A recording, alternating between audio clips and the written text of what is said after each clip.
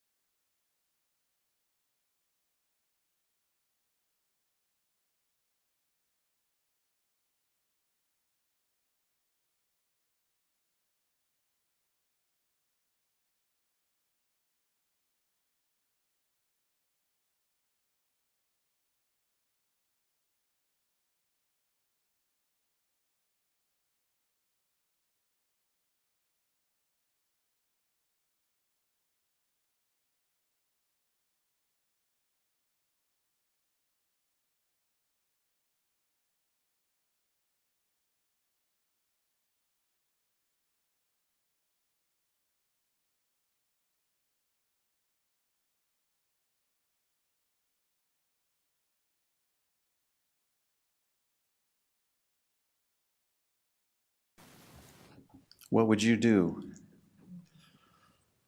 if the life of your family was in danger? I trust you would be courageous.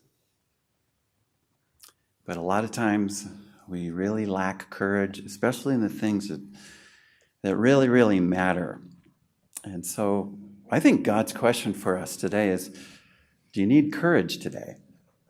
Think about your own situation in your life right now. Is God asking for you to be courageous about a situation where you tend to be discouraged, where you lack courage? God saying, You need to have courage in that particular thing that you face, whether it relates to family or church or ministry or whatever it might be in your life. How can you defeat discouragement that prevents you from doing God's will? You can be sure Satan he's going to throw everything at you and me to seek to make us discouraged so we don't show the kind of courage we need to show in our ministries. And so another way to say this is, how can you gain courage that enables you to do God's will? That's saying it positively. This is the question we're going to address in this session. How can you gain courage that enables you to do God's will? A lot of times we know God's will. It's pretty clear to us, but we still lack that courage to do it. How can you do that? How can you have that kind of courage? Probably one of the best examples that we can find in the scripture about courage is the man Joshua. In fact, God gave him a mission impossible. I mean, truly impossible. How was he to take 2 million people been out in the wilderness, most of them born in the wilderness, and they had seen very little of anything but rocks. And how could Joshua actually take these people, move them across the Jordan River, and face one of the most formidable cities of their day, named Jericho? And then go from Jericho and conquer city after city of walled giants. Giants behind these huge walls. Been there for a long time. We have been going through our study here since the beginning. And as God has been birthing this people in Exodus and Leviticus and Numbers, we've seen in Exodus that the Lord began to form his people. He showed them how they could be set apart or sanctified in Leviticus. And then he showed them in Numbers everything they needed to be prepared to go on into the land. But then, of course, they didn't trust the Lord to go into the land. And so they ended up being in the wilderness and staying there, wandering aimlessly until everyone died that was over 20 years old. And we've seen that Exodus is really a picture of salvation, that salvation actually only starts our journey. We need the instruction in how to live a life that's set apart as Christians. And that walk is not without its fumbling. We can identify with Israel in the wilderness with their complaining, with their unwillingness to submit to God-ordained leadership, with their many struggles that they had there in the wilderness, where they were unbelieving believers, you might say. Those who'd placed their trust in the Lord, but they weren't continuing on and trusting God and believing him to do what God wanted them to do. But Joshua begins turning the tide here. It's quite a positive book, because in Joshua we see the occupation of the land. We see Israel trusting the Lord for the most part, and they experience their reward. That reward being a temporal reward. They already had their eternal reward because they had entrusted themselves to the Lord and they had salvation, faith in the true God. But God wanted to give them more than that. God wanted to give them the land. God wanted to give them occupation of the land, and it was quite a promise the Lord gave them at the beginning. Here's what God said at the beginning of the book of Joshua, and I hope you'll follow along and read some of these verses with us as we go through. After the death of Moses, that itself would have been quite discouraging, the servant of the Lord, the Lord said to Joshua, son of Nun, Moses' aide, Moses, my servant, is dead. Now then, you and all these people, get ready to cross the Jordan River into the land I'm about to give to them, to the Israelites. And then here's what the Lord said in verse 3. I promise you what I promised Moses. Wherever you set foot, you will be on land I have given you. From the Negev wilderness to the south, to the Lebanese mountains to the north, and from the Euphrates River in the east, and to the Mediterranean Sea in the west, including all the land of the Hittites. No one will be able to stand against you as long as you live, for I will be with you as I was with Moses. I will not fail you or abandon you. I love verse 3, because verse 3 says, I will give you every place you set your foot. Every place you set your foot, you're trusting me to move forward. God says, I will give you the land.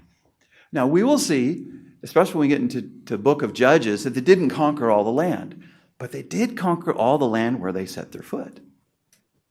In other words, when they were willing to step out and trust the Lord, God proved faithful. But when they were not willing to do that, then they saw failure. But they didn't see that much failure in the book of Joshua. It's quite a positive book. The possibility of discouragement must have faced Joshua, who had to fill the sandals of Moses. And who could ever imagine what it would be like to take over the place of one who talked with God face to face so that his face glowed? I'd be shaking in Joshua's sandals if I was following someone like Moses. Maybe you followed a Moses in your life in a ministry that God brought you. So God told Joshua in verse 6, be strong and courageous. For you are the one who will lead these people to possess all the land I swore to their ancestors I would give them. Be strong and very courageous. Be careful to obey all the instructions Moses gave you. Do not deviate from them, turning either to the right or to the left. Then you'll be successful in everything you do. Study this book of instruction continually. Meditate on it day and night so you'll be sure to obey everything written in it. Only then will you prosper and succeed in all you do. This is my command. Be strong and courageous. Don't be afraid or discouraged. For the Lord your God is with you wherever you go. Now, Joshua was one of those 12 spies who had surveyed the land 39 years earlier. He had shown himself to be faithful to trust in the Lord to bring him into Canaan. But with Moses dead, in many ways, Joshua was an untested leader of Israel. And so God helped a man like him to be infused with courage, because did you notice the repetition here? Be strong and courageous. So that's what I'm calling this study of Joshua, be courageous. And the answer to this question, how can you defeat discouragement that prevents you from doing God's will, I believe is found in this book. We're going to look at the whole book of Joshua, a quick survey again, and we will find two ways that we can do this, two ways that we can defeat discouragement. The entirety of the book of Joshua can help us defeat discouragement. And Joshua tells us first that we can conquer discouragement when we act like God will keep his word. When we act like it, when we put our faith into action, as if what God said is actually going to come true. Because on the opposite, discouragement is actually inaction. You notice when people are discouraged, they don't really do much. So this book is telling us, especially in these first 12 chapters, serve the Lord with faith in his promises. Step on out and let it be shown in what you do, in your actions. Now, in Joshua 1, by the time we get to Joshua 1, we see that they have actually already done this to some degree. The tribes of Reuben and Gad and a half tribe of Manasseh have already received their inheritance on the east side of the Jordan because the people were stepping forth already. But sometimes we can be stepping forth and then we end up falling back. And this is an encouragement to the goal of having all the other 9.5 tribes also receive their allotment. So they are looking toward God actually going ahead of them. And it certainly is not without faith and certain trust in the Lord.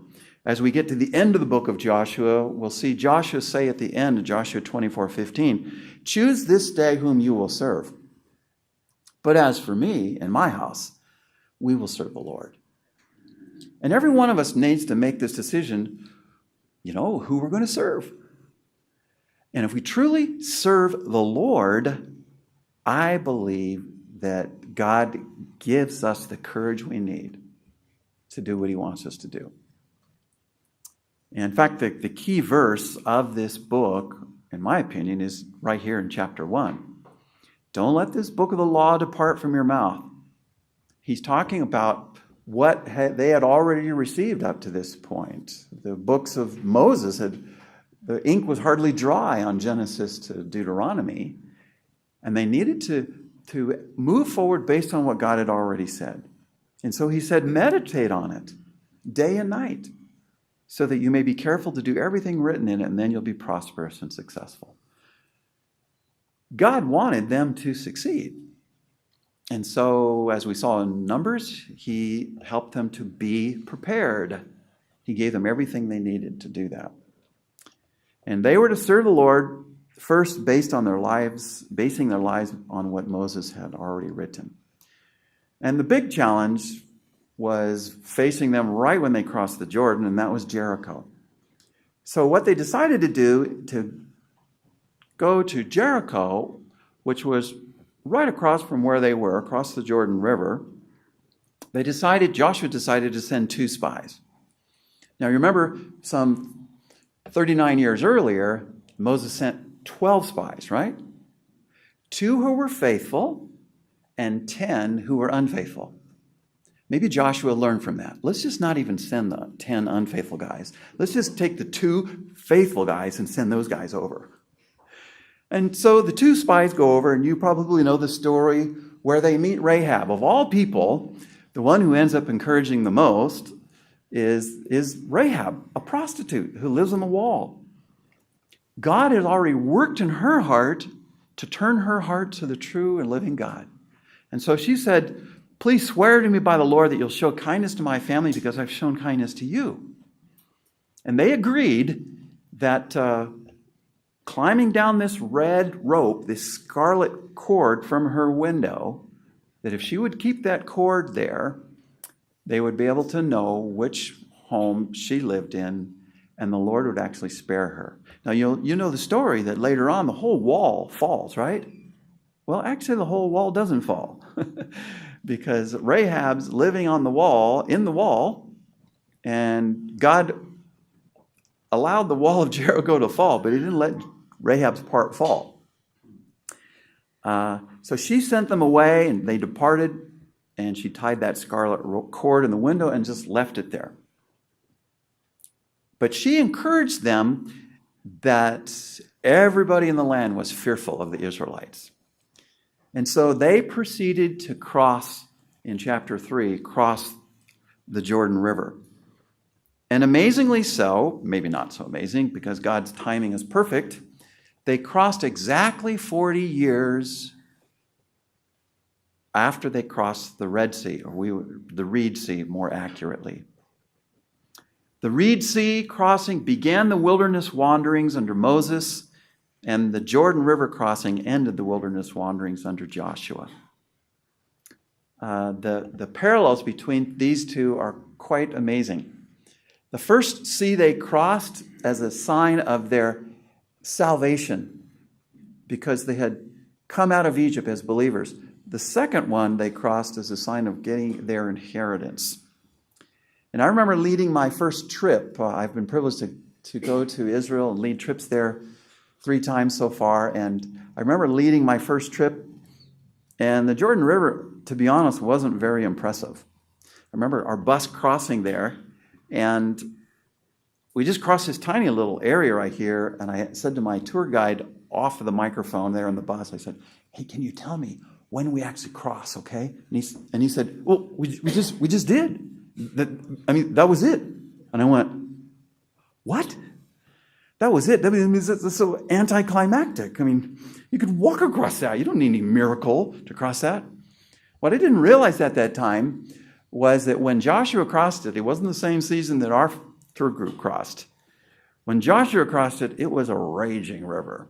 It was an amazing, amazing crossing of the Jordan. And in fact, it says in Joshua 3:15, now the Jordan is at flood stage all during harvest. And yet as soon as the priests who carried the ark reached the Jordan and their feet touched the water's edge, that would have taken a lot of faith and courage, don't you think? As soon as they did that, the water from upstream stopped flowing. It piled up in a great heap, great distance away at a town called Adam, in the vicinity of Zarethan, while the water flowing down to the Sea of the Arabah, or the Salt Sea, the Dead Sea, was completely cut off, and so the people crossed over opposite Jordan.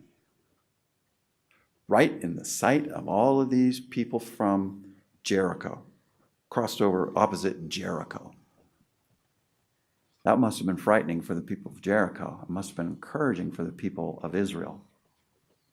And yet, a lot of things the Lord does in our lives we often forget. And God wanted them to remember.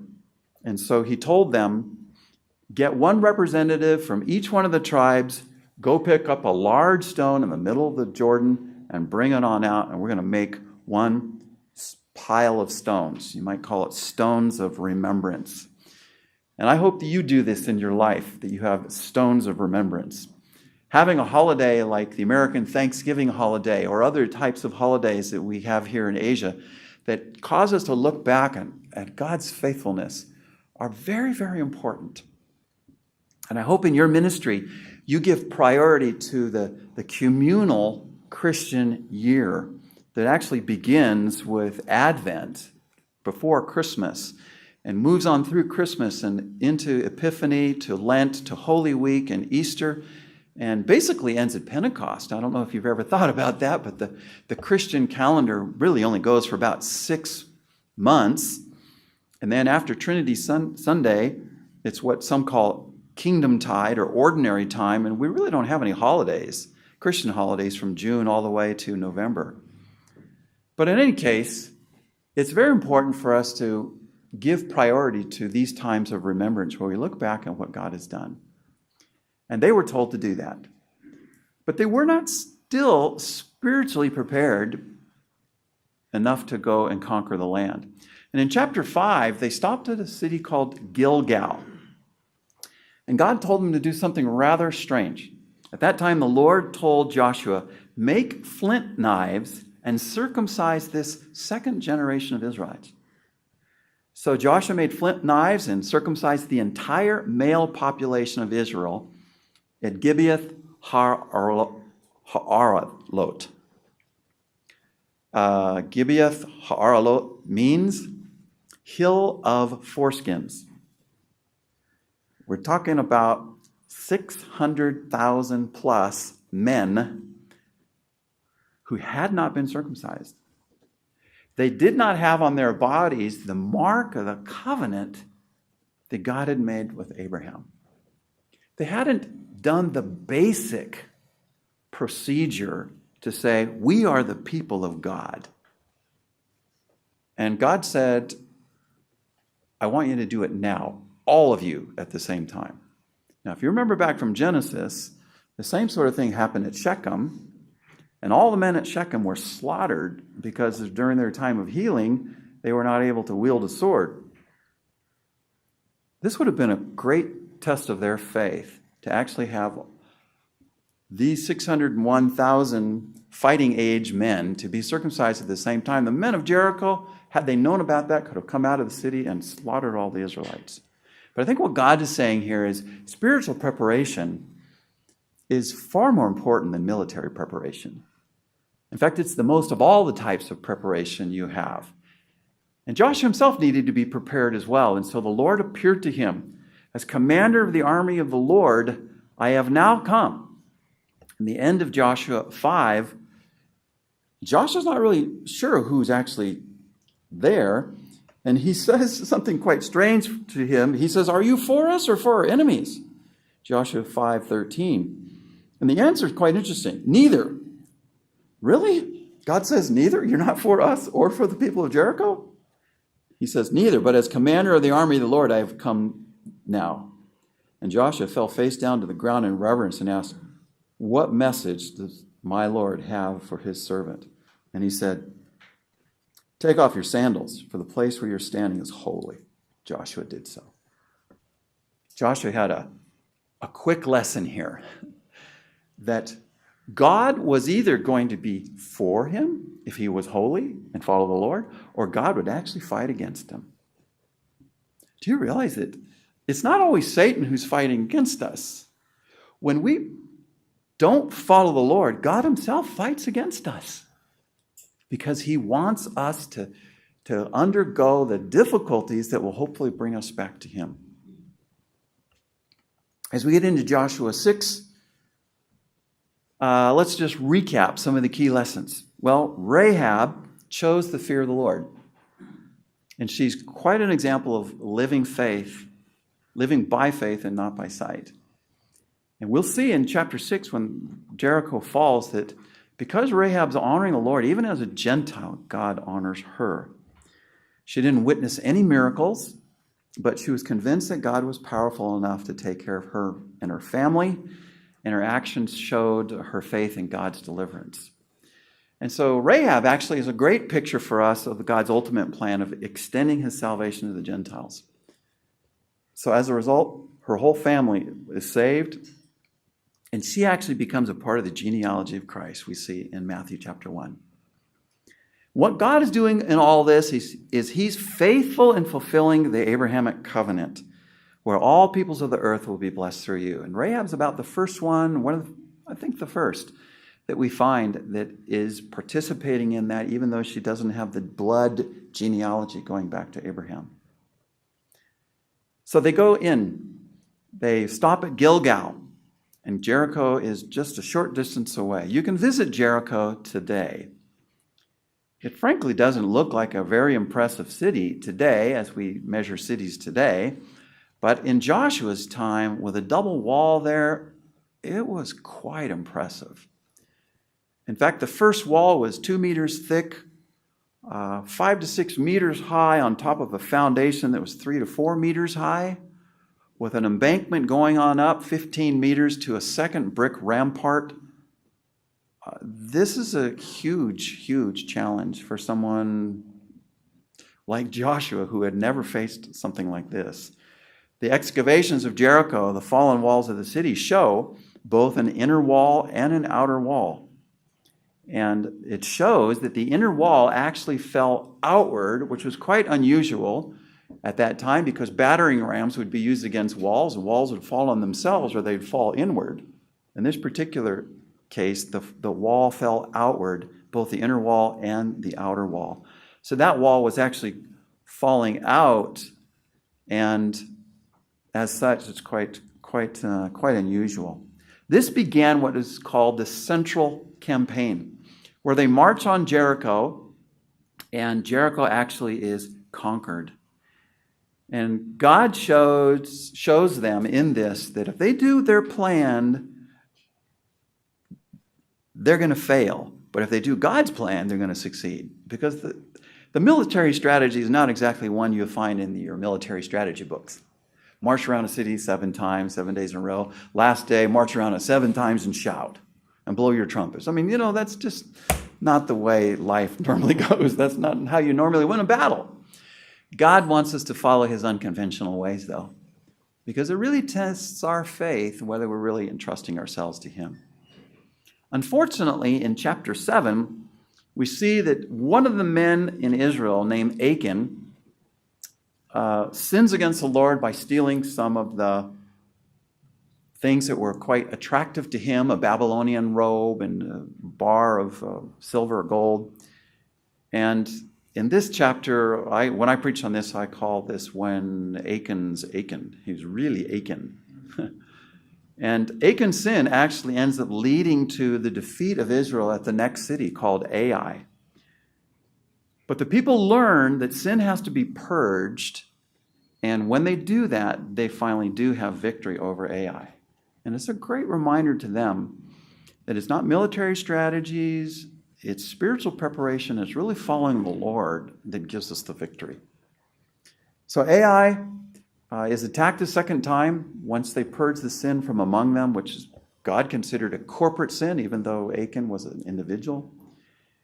And the second time at Ai, they use an ambush from around the back, and they end up taking the city. And then we move on into chapter 9, where they encounter a new difficulty, and that is the people called Gibeonites who deceive Israel, and they come and they say they've come from a long way, and Israel is deceived because they did not trust the Lord in it. That's really the key verse of chapter 9, verse 14. The men of Israel sampled their provisions, but they did not inquire of the Lord. Then Joshua made a treaty of peace with them and let them live, and the leaders of the assembly ratified it by an oath. Well, they could not then conquer the Gibeonites, who were there in the center. Gibeon was right in the center of the center part of Israel. But God had his plan here, and Gibeon ended up becoming attacked by the other cities that came from the south and attacked Gibeon. And so God used it so that Israel, going and protecting Gibeon according to their promise, ended up conquering all these various places. And so they went, and the southern campaign actually came about as a result of this. Israel, being deceived by not consulting the Lord in chapter 9, ended up with a battle over the 5 kings of the Amorites in the south and victory over all of them, so that the southern cities were actually conquered. All of them conquered as a group, all in one day. In Joshua 10, in the ending of this battle, we see the sun stopped in the middle of the sky and delayed going down about a full day. And never has there been a day like it before or since, a day when the Lord listened to a man. And we see this southern campaign wrapping up. So they've conquered the middle of the land, they've conquered the southern part of the land, and only remaining is in chapter 11, where they have the northern campaign, and they go up to the north, and God uses the city of Hatzor, the key city up there, to gather all the people together and bring them into one place where they are able to conquer all of them. It's quite incredible. But the key lesson here in all of these is that faith and obedience in God result in victory. If we obey the Lord and we do it with a perspective of trust, then we do experience victory. And yet, when we don't trust the Lord, when we're not willing to step out in faith, normally that means that we're not being obedient. And we see every time they do that, as in the case of Achan and as the case of the Gibeonites, they don't experience victory. And so when we get to chapter 12, it's quite kind of a summary chapter of all the cities that they have conquered. Chapter 12 lists them all. And one by one, we see 31 kings conquered, the last verse of Joshua 12. Well, what does all that mean to you and me? Because the Lord has not called us to go and conquer cities today. We live in a different age, but here's what I think is the key principle here. When we're courageous and act, we see God do his thing. We are courageous when we act, as if God will fulfill his promises to us. Courage is not based on our own gut will. Courage is based on the promises of God. And when we act on the promises of God, we find that God truly does give us the victory. I'm sure you can give some examples. I hope you can in your own life. I shared with you earlier about how we were trying to start a school in 1992 with basically no resources. It's similar to Martin Luther just not knowing where to go. I mean, he basically just posted in faith and claimed he was willing to act against the claim that the Pope's pardon would forgive everybody's sins if they gave money to the church. And this was a public way to nail notices to the action, to take action. And God certainly honored the faith of Martin Luther that was willing to take action.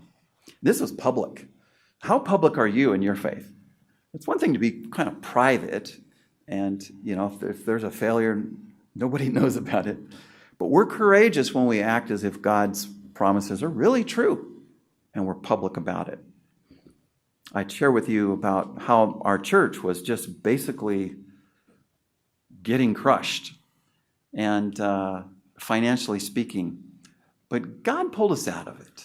The church is still now working, and I still have the privilege of investing in men and women there. In fact, we recently hit the point for the first time where we have 3 pastors attending our church from 3 different seminaries in Singapore, 2 from India and 1 from Myanmar, that I have this privilege of investing myself in to help them train to be pastors back in their homeland after they graduate with their master's degrees. It's such a joy. But it never would have happened if I just curled up in discouragement. I had to step forth. It's the same for the school that we helped start, that now has 480 students. And we have seen God work when we step out in faith, and I trust you have as well. So how can you defeat discouragement that prevents you from doing God's will? Well, act like God will keep his word. Discouragement is inaction. So don't let discouragement cause you to do nothing, but step forth, trusting the Lord. And you know what happens? What results when you show courage? When we conquer discouragement, when we actively trust God to keep his word, and what results from that is victory. That doesn't mean, it doesn't look the same all the time, but courageous faith brings victory. So trust in God results in his rewards. In the latter half of Joshua, which splits quite nicely right in the middle, it's a 24-chapter book. The first 12 chapters talking about conquering the land. The second 12, chapters 13 to 24, give the results. The conquering of the land leads into the occupation or the settling of the land. And we see as we get to Joshua 13, the borders of the land end up becoming clearer as it relates to the various tribes. The tribes across the border have already been allotted, but in chapter 14 we see Manasseh, Ephraim, Judah. Chapter 18, they end up drawing lots for the remaining tribes. And so by the time we get to chapter 19, the various tribes all have their allotments. Manasseh and Ephraim, the sons of Joseph, have their double portion. They actually have 2 tribes. Remember, the firstborn son gets a double portion. And then not only that, Judah is a favored tribe because the kingly line is going to come from Judah. So the center of the land actually goes to Manasseh, Ephraim, and Judah. And then the other 7 tribes, by lot, receive their allotments. Benjamin in the south, Simeon within the tribe of Judah, Zebulun and Issachar in the north, and Asher, Naphtali in the very, very north. And the tribe of Dan, and all the others that are around the edges that are not part of Israel, Moab and the Ammonites, all that remains the same. Because God told Israel, I'm not going to give you any of the land of the Moabites or the Edomites or the Ammonites. And when we get to chapter 20, we see that actually the various tribes have different numbers of people, putting them together with the book of Numbers. And you'll see that actually the largest tribe, Judah, 76,000, has the largest area to the south. And the other large tribes like Manasseh has a key area right in the middle, and the Levites are spread throughout the land. And as the Lord said to do in Numbers 35, Joshua 20 specifies these 6 cities of refuge for those that have committed capital offenses, but God wanted to institute this practice where people, instead of taking the law into their own hands, what they needed to do is they needed to entrust themselves to go to these cities of refuge until the death of the high priest, and it kind of slowed things down. People weren't ready for civil law, of courts of law quite. This sort of an intermediary situation where God allowed these cities of refuge instead. The Levitical cities are appointed, and the Levites get their 48 cities, and we find, finally, when we get to chapter 22, a reminder that God unites, but sin divides. Because the tribes almost come to having war against one another, but that is averted because they do talk with one another. And it is a challenge to bring all these tribal groups all into one nation. Sort of like what we see in Singapore with the Singapore Civilian War Memorial. We have 4 pillars there in the downtown Singapore that represent Chinese, Malays, Indians, and Westerners that all work together to see the Japanese occupation end from 1942 to 1945. And the book ends in chapter 24 doing what Deuteronomy 27 said to do, to have the cursings and the blessings of Deuteronomy declared publicly there at those mountains. And here is where Joshua tells the people that they still had a choice as to who they were going to follow, and he was going to follow the Lord. So his charge renews the covenant, and the people respond and say, yes, we're going to follow you. In fact, they make a stone monument before that time in Joshua 22 that is a sign of the unity of the nation. And Joshua says he is going to lead the charge to really serve the Lord. And I believe the same is true for us. God will also reward us. God will also reward your courage when you stick your neck out for him. That's real courage. When you have to do it and you may not have all that you expected to support you. I found this true with International Community School that I was a part of helping begin in 1993, and by God's grace now has 480 students. We have seen the Lord do a great thing, but it didn't come without some measure of courage. Luther found the same thing because the whole Reformation came because he was courageous. And I found the same thing with us at the church. God has prospered it. We're still a small church, but God has given us an opportunity to touch many different nations, even as a small church, with people coming from all over Asia that are there in Singapore. So how can you defeat discouragement that prevents you from doing God's will? Let me see if I can sum up the book of Joshua all in one statement. Joshua records Israel's occupation of most of Canaan in fulfillment of God's faithfulness to his promise through Joshua's faith, in order to instruct the nation that obedient faith based on God's promises brings blessing. See the key ideas there? Occupation, God's faithfulness, matched or paired with Joshua's faith brings blessings. Or maybe if I could say it more succinctly, God rewards those who take him seriously. Take him seriously enough to step forth and truly put themselves out on line for him.